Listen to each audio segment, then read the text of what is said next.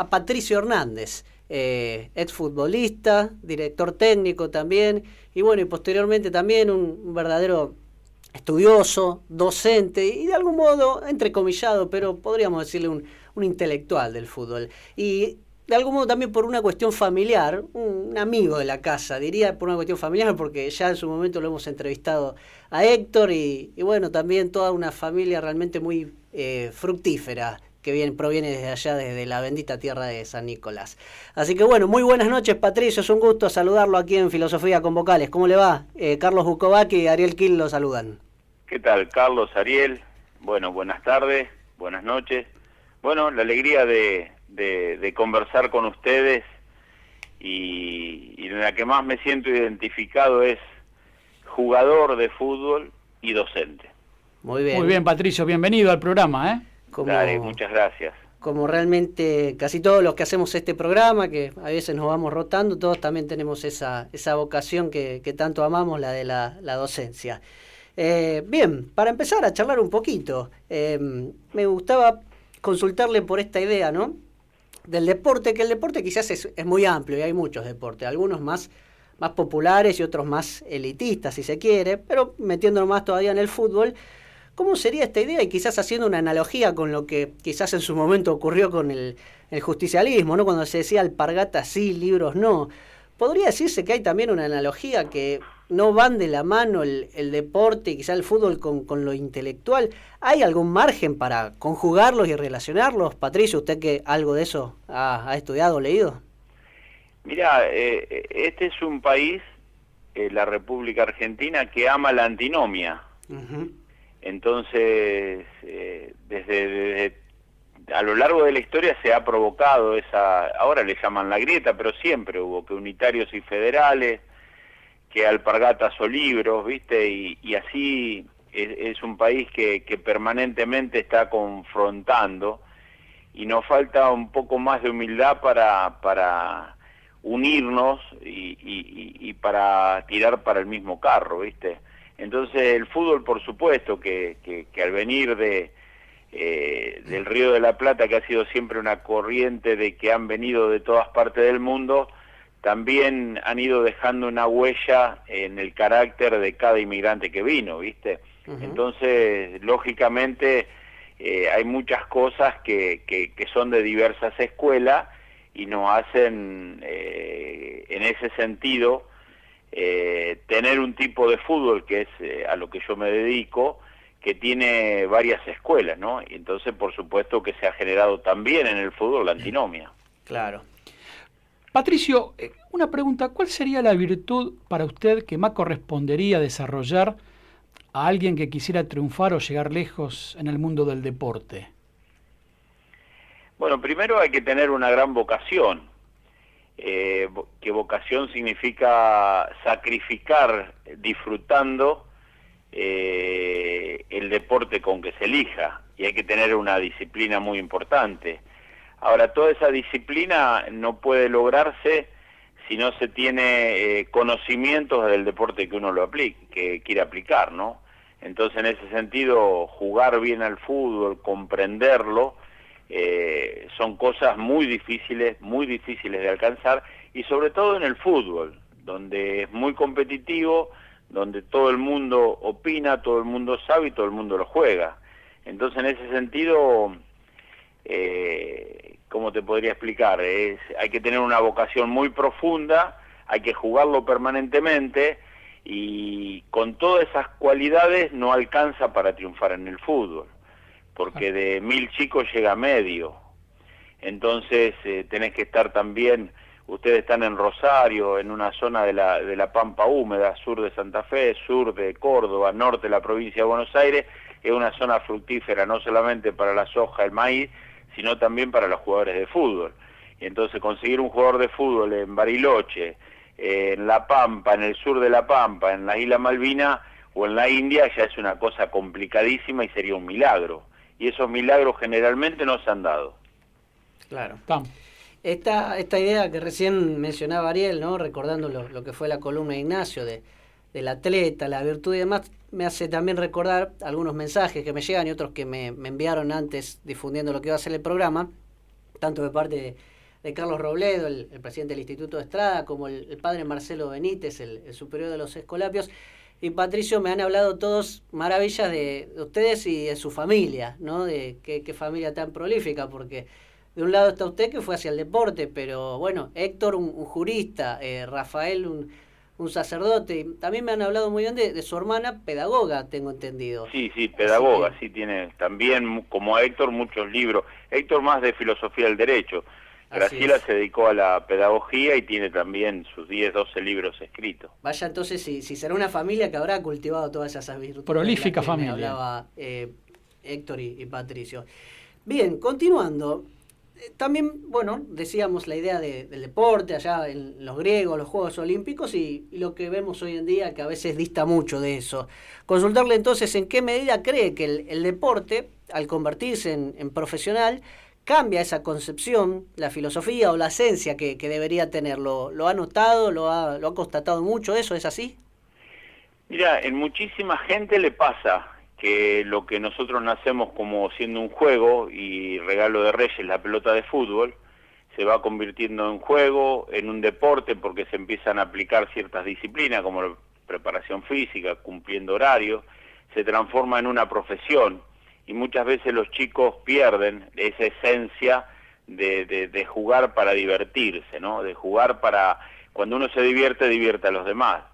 Yo creo que a manera de homenaje lo nombro, Diego Maradona tuvo eso, que siendo el futbolista mejor pago del mundo en su momento, él siguió tratándolo como un juego, como un juguete a la pelota, y eso fue lo que provocó la admiración del mundo, de los alemanes, de los rusos y de lugares que más recónditos del planeta.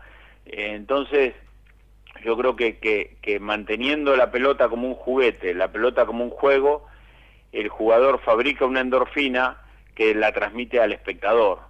Ahora, por supuesto que muchas veces el medio en que vivimos, el medio como dirigimos a los atletas, jugadores de fútbol, le vamos haciendo perder esa esencia, ese concepto de jugar a manera artística, de un arte, ¿no? Entonces para mí es un criterio equivocado que muchas veces tenemos los que conducimos, que en vez de llevarlo y darle riendas libres para el virtuosismo, lo llevamos para el lado de la disciplina, de un cumplimiento militar, y es donde muchas veces se desvirtúa la naturaleza del jugador argentino.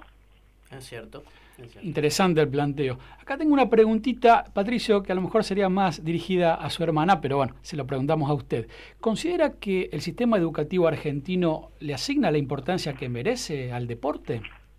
Mirá, yo creo que en la Argentina los maestros de escuela están desprotegidos. O sea que no es solamente el deporte, por supuesto que el fútbol carece de maestros, carece de ejemplos, pero bueno, la República Argentina carece de educación, de maestros docentes que vayan a transmitirle a sus alumnos un modo de vivir. Yo alcancé a vivir esa etapa todavía cuando teníamos docente en la escuela primaria y tenía docente cuando empecé a jugar en Estudiantes de La Plata, que te iban educando para la vida, y yo creo que se ha transformado eso, ha ido perdiendo la simbología de la grandeza del maestro, y son simplemente operadores por cobrar un sueldo, ¿no? Qué triste. Sí, qué triste. Sí, y también lo que comentaba nuestro compañero en el bloque anterior, que a veces se percibe que en las escuelas el profesor de gimnasia, no todos, muchas veces las generalizaciones son tristes, pero que se conforma tirándole una pelota a los chicos para que corran un rato detrás de ella, y con lo importante que es el deporte para generar todas estas virtudes de las que hablábamos, ¿no? Ojalá que algún día eso pueda revisarse. Por supuesto. Yo siempre tuve como modelo, bueno, tuve en mi casa los modelos de mi padre, ¿no? Que había sido un poco jugador de fútbol y jugó muy bien, pero que era abogado y escribano, pero su vocación verdadera y lo que ejerció toda la vida fue la docencia, ser maestro de escuela, maestro de la cárcel, ¿no? Uh-huh. Pero mi modelo era Don Bosco, y Don Bosco siempre usó un sistema preventivo, donde era un sistema que se apoya sobre la razón, la amabilidad, la familiaridad, el contacto con el ser humano antes que con el alumno. Entonces yo creo que esas vocaciones hay, pero se están perdiendo en la medida de que habiendo más gente de ese tipo valiosa, más donde podemos fundamentar mejor a los chicos, ¿no? Claro. Para ir metiéndonos un poquito en estos fenómenos, en este fenómeno que hemos vivido por estos últimos días y que nos muestra tan especialmente a los argentinos, ¿qué análisis puede hacer de ese vínculo tan especial que tenemos los argentinos entre fútbol y la sociedad? Porque es verdad, es un fenómeno mundial, pero en este país se da como potenciado. ¿Cómo lo explicaría? Y bueno, yo creo que la excepcionalidad, participación sociológica del fútbol, excepcional porque, viste, no respeta las barreras de la edad, del sexo, de lo conveniente, de lo prudente, los barra brava. Y entonces en ese sentido la mujer, el hombre, el niño, el anciano, participa y en cierta medida tienen responsabilidad en el desencadenamiento de la crisis actual que vive el fútbol o que vive un poco la sociedad en general, ¿viste? Yo creo que somos todos un poco culpables en no jugar limpio, en no respetar las reglas morales que tiene que vivir un buen ciudadano, y nos pasamos de la línea a la vivada, a la famosa viveza criolla, ¿no? De algún modo, como se suele decir, es un reflejo de la vida misma y de la sociedad el fútbol. Sí. Y el hombre juega como vive, nos decía César Menotti siempre, ¿viste? Claro. Como vos vivís, jugás, ¿no? Claro. Entonces, en ese sentido, creo que es un acierto esa definición. Claro. Y también es como que el fútbol se presta a veces, ¿no?, a una pequeña trampita, ¿no? Es como que a veces se desliza, ¿no?, un aprovechamiento de alguna trampita que a lo mejor en otros deportes no sucede, ¿no? Sí, porque generalmente, el 90 y pico % de los jugadores de fútbol venimos de una extracción que nos permite estar permanentemente con una pelota de fútbol, permanentemente es tan fuerte esa vocación, o tan fuerte que lo que sabemos hacer desde tan chico, que no estudiamos, que no leemos, que no vamos socializando, y vamos provocando un submundo donde la trampa, donde la viveza, donde la picardía, donde engañar al árbitro, engañar al VAR, engañar al referí, hacen que sea ponderada. Claro. Entonces, yo creo que tenemos que volver, ya pasó, es una etapa que pasó. Yo cuando dirijo equipos de fútbol, en lo que en algún momento a lo mejor hacía hincapié en hacer esas pequeñas trampas para ganar el partido, me fui dando cuenta que de esa manera era más lo que se va perdiendo que lo que se va ganando, ¿no? Creo que tenemos que volver a un origen de un juego limpio, de un juego transparente, donde el futbolista lo desarrollemos para la máxima expresión, ¿viste? Claro. Porque en esta sociedad, en este fútbol, el futbolista está desprotegido, porque el fútbol está perdiendo la memoria. Y si el jugador pierde la esencia, su naturaleza, el negocio termina matando al fútbol, ¿viste? Claro. Antes, Patricio, mencionaste una frase de Menotti. Si tuvieras que describir al mejor técnico que tuviste a lo largo de tu carrera, o con el que compartiste momentos, si pudieras elegir, qué sé yo, como un pensador o un filósofo futbolístico, digámoslo así, ¿no?, entre Menotti, Bilardo, a ver, ¿qué nos podés decir sobre ese tema? Mirá, Bilardo, Carlos Salvador Bilardo, otro homenaje le hacemos. Ajá. Y rezamos para que esté feliz en su mundo. Fue no solamente el técnico que me hizo debutar en Primera División, sino era el que me firmaba el boletín de calificaciones. Mira. El que me seguía día a día a partir de los 16 años. Entonces yo digo siempre que no podía haber tenido mejor entrenador en mi etapa formativa que Carlos Salvador Bilardo. Pero a su vez no hubiera podido tener mejor entrenador que César Luis Menotti en la etapa mía de profesional. Entonces, cada uno tenía su universo, cada uno tenía sus virtudes, cada uno tenía su filosofía de vida y de fútbol, y los dos fueron para mí personas importantísimos en mi desarrollo como ser humano.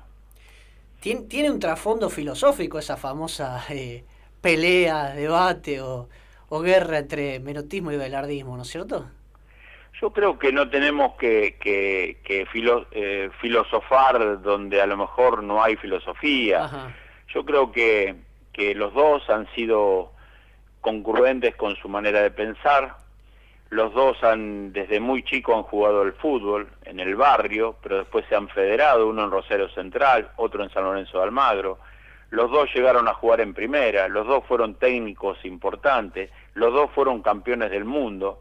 Entonces, el ejemplo que le tenemos que dar a la sociedad es que a través de diferentes caminos se puede lograr objetivos para felicidad del bien común, ¿no?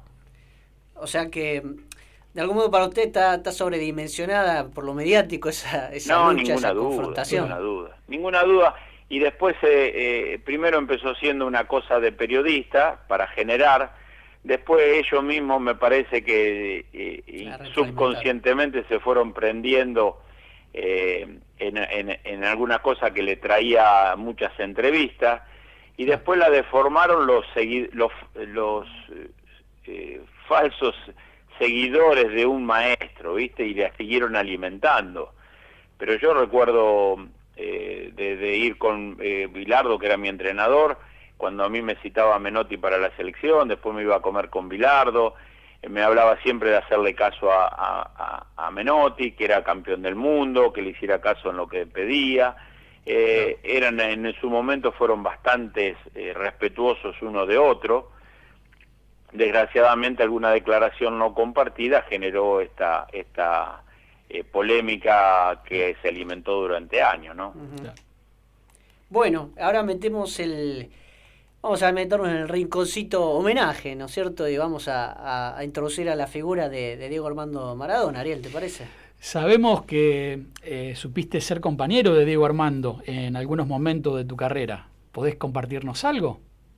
Sí, bueno, a partir del 79 la Argentina venía de ser campeón del mundo y él había estado en una lista del 78 que quedó afuera, pero las primeras convocatorias a las nuevas, en el 1979, a la nueva selección, digamos, que se preparaba para el Mundial del 82, yo empecé a compartir muchos entrenamientos, algunos partidos, y por sobre todas las cosas, los 5 meses que estuvimos concentrados previo al Mundial de España 82, éramos compañeros de pieza, que es donde pudimos intimar mucho más, ¿no es cierto? Claro. Previamente algunas anécdotas muy jugosas que tendrás para contarnos, y especialmente en nuestra radio, ¿no? Radio del Rosario, con ese espíritu cristiano que tenemos. Pero volver a lo intelectual, al estudio, ¿cómo entendés esa especial relación que supo generar con el pueblo, con la gente, esa atracción tan especial que no hemos visto en otra figura? Al menos yo no la he visto. ¿Cómo la explicarías? Y primero que fueron muchos condimentos. Una es que jugaba con una alegría y un placer, y a él mismo, a su alma, le provocaba tanta alegría la pelota de fútbol, que eso lo veíamos todos los que compartíamos el día a día, pero fundamentalmente el día domingo. Hacía feliz y le sacaba sonrisa a la gente. Donde jugaba Diego se generaba en todas las latitudes del mundo una magia especial, que solo la produjeron 2 jugadores para mi criterio, Pelé y Maradona. Cuando vos llegás a un estadio que van a jugar ellos dos, bueno, ahora Messi, ¿no? Por supuesto, se respira un aire diferente. Cuando vos vas llegando al Azteca y estás a 50, 60 metros y estás escuchando la muchedumbre, o al Bernabéu, o al San Paolo, que ahora se llama Diego Armando Maradona, cuando juegan estos protagonistas, vos vas un poquito más rápido a sacar la entrada, vas un poquito más rápido para subir la escalera, porque te vas a encontrar con algo de magia, con algo de arte, con algo que te hace bien al corazón. Entonces yo creo que él ha provocado, después de una guerra con los ingleses justamente, con la pérdida de tantos chicos, él tenía en ese momento la edad casi del servicio militar, 20, 21 años, le había hecho él al servicio. Entonces esa cantidad de muertes que tuvimos en pleno Mundial de España, porque estaba la guerra de Malvinas, él haciéndole 2 goles a los ingleses, uno nada más y nada menos con la mano, el otro con el mejor gol de la historia de los mundiales. Sí. Es una reivindicación de que los argentinos podemos, que le podemos ganar una potencia, y en el obelisco o en la casa de gobierno después, cuando están festejando un título del mundo, se unen el pueblo, que en definitiva se hace una fiesta celeste y blanca, ¿no? Y eso es un motivo supremo para alguien que, bueno, donde el fútbol es una cultura popular, ¿no? En ese sentido, para el Instituto Estrada, que la mayoría de los que hacemos este programa somos parte de él, el tema de la patria es algo muy importante, y también la causa Malvinas. Por lo que nos dice, por aquellos días donde se veía la guerra, ustedes compartían la habitación en la concentración del Mundial de España. ¿Cuáles eran las sensaciones de Diego, lo que él decía durante aquellos días tan especiales para los argentinos? ¿Lo recuerda? Sí, claro, lo recuerdo. Mirá, fue un shock importantísimo el que tuvimos, porque nosotros, por supuesto, por la psicología periodística de la guerra, hace que vos, para mantener a la población tranquila, trates de ser muy optimista en lo que pasaba en el grupo de operaciones de Malvinas. Entonces todo lo que teníamos un aire triunfante de acá desde Buenos Aires. Ahora, cuando llegamos a España, nosotros teníamos a un Rodolfo Crack, que era se puede decir un directivo, que era el que se encargaba de toda la logística de la selección, que manejaba 7, 8 idiomas.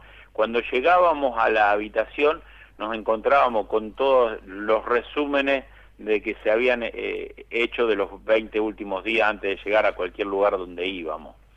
Y cuando vimos la cantidad de diarios, la cantidad de síntesis que teníamos de los distintos diarios de Europa con lo que pasaba en la guerra de Malvinas, yo me acuerdo siempre que con Diego nos miramos, estábamos como con piel de gallina, y bajamos a la recepción de nuevo, que recién habíamos subido, y había 7, 8 compañeros nuestros, y estábamos hablando con Menotti, hablando de la sensación de desazón que sentimos al ver todo eso. Entonces para nosotros fue un golpe muy importante, que muchos le llaman el fracaso del Mundial, pero yo creo que nadie tuvo en cuenta también que los jugadores de fútbol, los futbolistas, somos seres humanos, queremos muchísimo a nuestra patria, y también fue un golpe pesado, ¿no?, para nosotros. Claro, sin duda. Qué lindo que a una semana, o poquito más de una semana, ¿no?, de la muerte de Diego, alguien tan cercano nos cuente estas cosas, ¿viste? De tanta con tanta naturalidad, digo, ¿no? Realmente, Patricio, te agradecemos este aporte. Tengo entendido que hay otra historia más fuerte todavía, si se quiere, vinculado con el acercamiento de Diego a la fe y a la religiosidad católica, ¿no es cierto? Sí, y también Diego, a manera me provoca sonrisa, ¿no? Porque yo estaba en la mesa cuando desayunábamos, almorzábamos, cenábamos con Ramón Díaz, Diego, Osvaldo Ardil y yo, y él venía de Inglaterra, ¿viste? Y tenía casa, jugaba en Inglaterra, era una gran figura. Entonces Diego permanentemente nos cerraba un ojo, ¿viste? Y lo cargábamos, vos inglés y esto y lo otro. Y era un modo de sacarnos un poco la tensión nerviosa de lo que provocaba la guerra, porque muchas veces, ¿viste? Cuando estábamos hablando con Osvaldo, él decía, yes, ¿viste? Entonces esas 2 palabras para nosotros, que éramos mucho más jóvenes que él, eran disparadores para que lo volvamos loco. Claro. ¿Y cómo es la historia del librito de su hermano el cura? ¿Cómo? Perdón. La historia de Diego cuando lo ve leyendo el libro de su hermano Rafael, el cura. En realidad era mi hermano Rafael, sí, me había regalado un libro que yo llevé para el Mundial, que era Oraciones para rezar por la calle, de Michel Cuos, ¿no? Pero tenía la vida de Don Bosco, tenía varios libros ahí permanentemente que leía, y bueno, Diego me veía siempre, todas las noches, yo cuando terminábamos de conversar y qué sé yo, me tomaba para charlar, para leer un ratito, y él se fue interesando en algunas lecturas y todo eso, y entonces me preguntó, ¿viste? Qué leía, y entonces, bueno, le compartí algunas cosas que yo leía, y se le empezó a tener una cierta atracción. Le comenté, por ejemplo, me acuerdo siempre, Oraciones para rezar por la calle, tenía una frase disparadora que era el billete, el dinero, todas las cosas que se podían hacer buenas, pero todas las cosas que se podía hacer mala con el billete. Y bueno, eso se la leí y la empezamos a leer.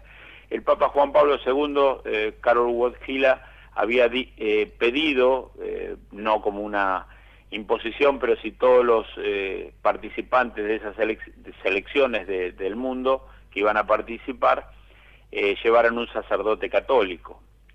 Entonces con nosotros vino el padre Cuereza, y bueno, ahí Diego se empezó a interesar todos los días, generalmente la mujer de Macaya Márquez, yo, Osvaldo Ardili y la señora, mi señora, y íbamos a misa, que la daban en el mismo hotel, cuando estábamos nosotros. Qué bárbaro. Entonces Diego me empezó a hacer algunos comentarios de eso. Le digo, bueno, vení, esta noche vamos, esta tarde era a las 6 de la tarde la misa, hermosísima misa, con todo el Mediterráneo viéndolo, estábamos ahí con nuestra familia. Él compartió ese momento, después le llamó la atención la comunión, y bueno, le expliqué un poco lo de la comunión y qué sé yo, me dijo si él podía tomar la comunión. Le digo, bueno, vamos a ir a hablar con el cura, con el sacerdote, con Coreza, con el padre, y me dijo, bueno, anda conversando con Patricio, vayan charlando, qué sé yo, y con todo gusto, qué más lindo que recibir al Señor. Y él se entusiasmó mucho, y a un cabo de par de días tomó esa primera comunión Diego, que estaba bautizado, porque eso me lo dijo él, cuando nació, ¿no es cierto? Claro. Qué Así bárbaro. que el artífice de haber acercado a Diego Armando Maradona al sacramento, ¿no? A la comunión. Mirá, y hace 3 años, estábamos en un estadio, y yo, cuando viene semejante tumulto, era un Maradona o Frank Sinatra o Pelé, no sé, alguien así, y era Maradona, por supuesto. Y entonces le digo a mi hijo, vamos, que con todo este lío, sabes que viene un torbellino, te pasan por arriba. Y él me vio de lejos y me empezó a llamar, ¿viste? Llámenlo a Patricio, qué sé yo. Bueno, volví, por supuesto. Le recordé que mi hijo ahí, que tenía 34 años, era el mismo que había tenido en brazo en la habitación de cuando estuvimos en Mar del Plata, en la Villa Marista. Me dice, el tanquecito, mirá cómo creció, qué sé yo, y le empezó a hablar a mi hijo en el oído, con 100 periodistas alrededor, de lo que era el padre, ¿viste? Y la cosa cómo nos había unido ciertas cosas, ¿no? Entonces, cuando le doy un abrazo, le digo, yo siempre rezo para que vos seas feliz. Me dice, sí, yo sé que vos sabés rezar.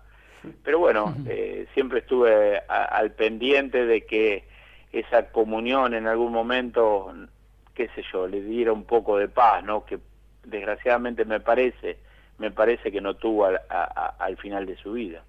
Sí. ¿Esa fue la última vez que lo vio, Patricio? Sí, esa fue la última vez, sí. Nosotros tenemos un grupo de River del 86, que, bueno, por supuesto está Ruggeri, Pumpido, el Negro Enrique, que fueron compañeros de él en el Mundial 86. Claro. Y los últimos tiempos, los últimos años, te diría, ellos tampoco podían llegar a su círculo íntimo, ¿viste? No podían casi ni hablar por teléfono. O sea, él se había ido alejando de todos sus afectos, ¿viste? Porque yo creo que Diego, conociéndolo tan de chiquitito, teniendo cerca a algún hijo de vez en cuando, tener cerca al Tolo Gallego, al Cabezón Ruggeri, compartir un poco esas vivencias hermosas, que son como hermanos, no de sangre, pero son hermanos al fin, lo hubiera divertido, lo hubiera sacado de ese entorno que era poco proclive a su naturaleza, ¿no? Uh-huh. Claro. Leí por ahí que en los últimos tiempos tuvo un acercamiento a la iglesia, algunas conversaciones con el cura de La Plata, y bueno, no sé hasta dónde habrá llegado, pero por lo menos algún acercamiento. Sí, sí, lo festejé y estuve muy feliz ese día, pues lo vi hablando con el sacerdote. Aparte, digo, tiene una magia muy especial, en el sentido de que muy rápido, interpreta la situación, ¿viste? Entonces, tanto para un lado como para el otro. Entonces él siempre tiene ese momento, seguramente tuvo su momento de reflexión, ¿no? Claro. Bueno. No tengo más preguntas, pero realmente las que le hemos hecho, jugoso, y sobre todo las contestaciones, han sido muy, muy productivas, realmente. ¿Alguna reflexión final, algo para agregar, Patricio, ya sea en relación a Maradona o en relación al fútbol en sí mismo? Mira, yo creo que el homenaje que yo le puedo hacer para hacer una síntesis es que Diego pertenece al universo de los seres humanos que tienen magia. Interesante como corolario, digamos. Así de sencilla y así y de profunda. De profunda, sin duda. Tal cual. Bueno, realmente ha sido un placer, vamos a ver, quizás nos quedan pocos programas, pero quien le dice el año que viene consultamos a otros miembros de la familia Hernández. Un placer haberlo tenido en nuestro programa. Gracias, Patricio. Gracias por tus palabras. Un gran abrazo y gracias por acordarse de mí. Bien, será hasta cualquier momento. Adiós. Hasta la próxima. Gracias. Bueno, qué lujito que nos dimos. Qué lindo.